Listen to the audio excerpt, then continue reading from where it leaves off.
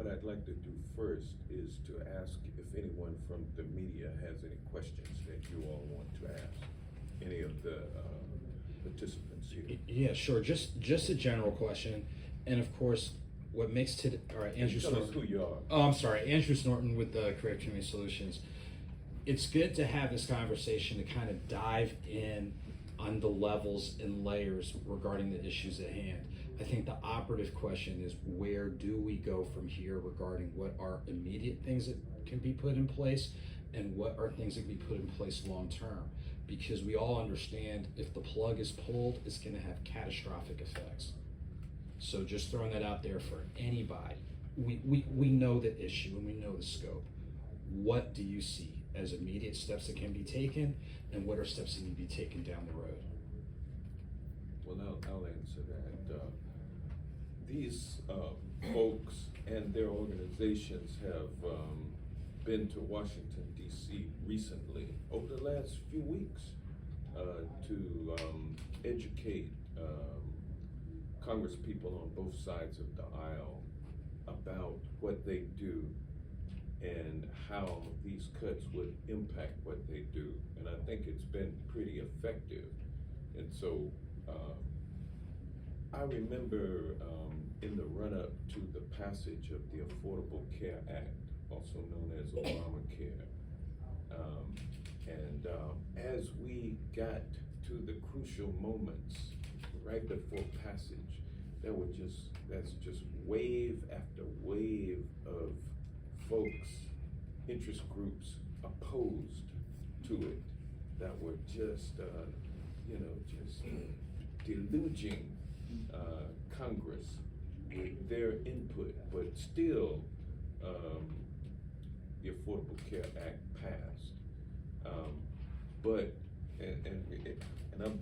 I just on Thursday I saw from the rear, like about 5 or 6 folks walking down the hall, and they had on white coats. So they were medical professionals. They were, and so I don't know what their business was in the halls of Congress, but I just saw them walking, and it reminded me of the onslaught of even medical professionals back then who were opposed to the Affordable Care Act. And they came in their white smocks, and so that is a vision that came to my mind as I listened to all of you all today.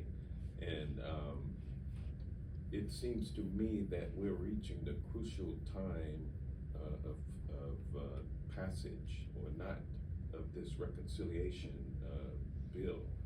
And so there have been some small waves, but I'd like to see some crashing waves. I'd like to see turn up the volume right now. And even though it may not be in the budget, but if folks could get back to DC to re-emphasize and to show up in numbers and to just be visual, and if on the local level that's not possible, maybe the word can get through to folks on the national level that this is a campaign that can be won. It's possible that this reconciliation bill can be derailed. It's really entirely possible. And so it just needs a little bit more of a push, wave after wave to just crack it. And that's kind of where it is now. It will be a testament to not a corporate-driven movement like the Tea Party and all of those professionals coming to DC. It's a homegrown, organic movement of people who are serving other people. And by the way, you all, I hope I answered your question. It helps. Yes. By the way, I know that you help a lot of people, but I know that there are a lot of other people who could be helped, but you just simply don't have the capacity to serve them. And so this means that the investment that we're making in people, in families, in children, right now, we need to increase that investment so that we can hear more stories of families who,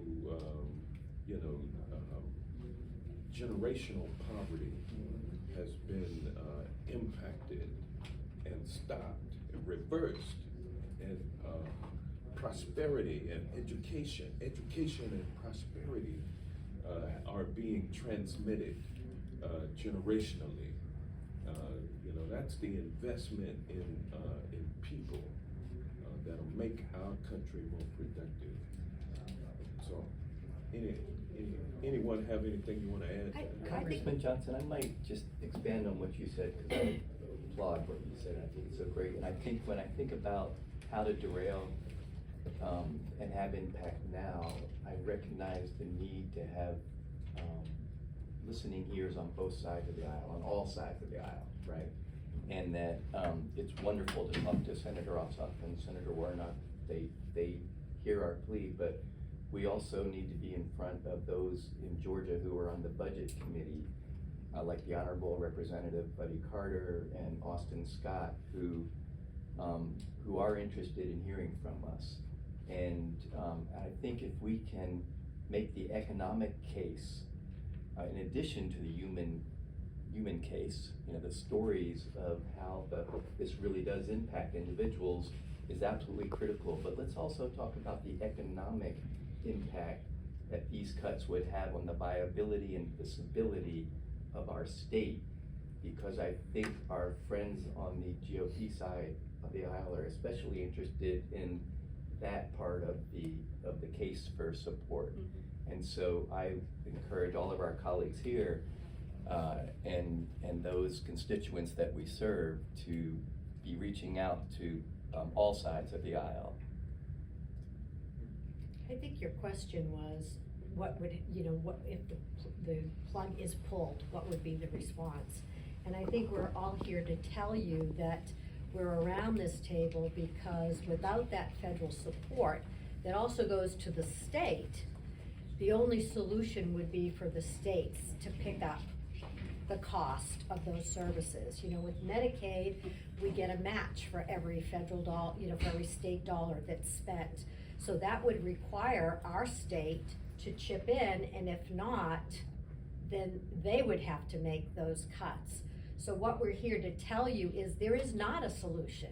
If all of these cuts go through, we will have 20,000 more children in Georgia that don't have access to early education and care.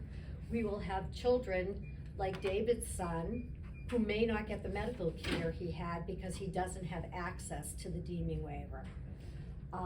We will have people who don't get the food that they need, children that don't get the food that they need, kids that are going hungry more than on Monday morning. Right. They're hungry 7 days a week. So we're around this table to educate everyone that the nonprofit sector that takes care of a lot of our most vulnerable families can't do it without those federal and state dollars. Donna, I would add, and I'm just going to say this really bluntly, but if that plug gets pulled, people will die. Children will die. Children will be left alone in places without help. Families will be deserted. And I think that we just have to call it what it is. I mean, it would be a travesty. And let alone the crushing of the American dream. I mean, our country is built on hope, right? Our country is built on hope of the next day and hope of being better. And these sort of things crush that hope. And I mean, I'm gonna start crying if I really go further. But I think that we have to acknowledge that people will die. Like all of these people at this table save lives, except maybe me. But everybody else does. And we talk about like the services and the this and the that, but when it really gets right down to it, gets down to life and hope. And that is it. And that is what, in my opinion, what this country is all about, and what many of us work. Like, we get up in the morning because we don't make bank. Like, we get up to do this stuff because of life and hope.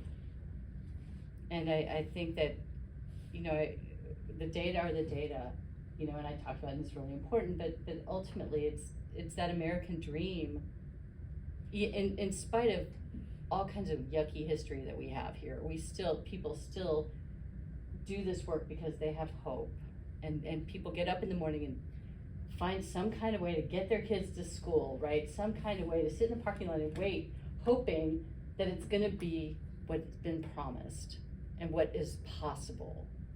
And when you pull that plug, that hope just goes right down the drain. So, sorry, I didn't mean to grandstand everybody, but. Probably very, very well said. And you know, I will just underscore that the other reason we're all sitting around this table is children don't get a vote. And their voices and experiences are so often overlooked because they're not the ones stepping into the voting booth. And so we need loud voices. We need wave upon wave.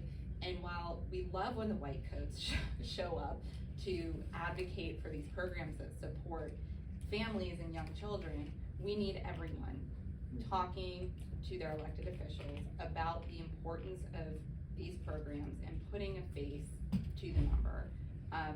Because these kids are our most vulnerable, they're also our future.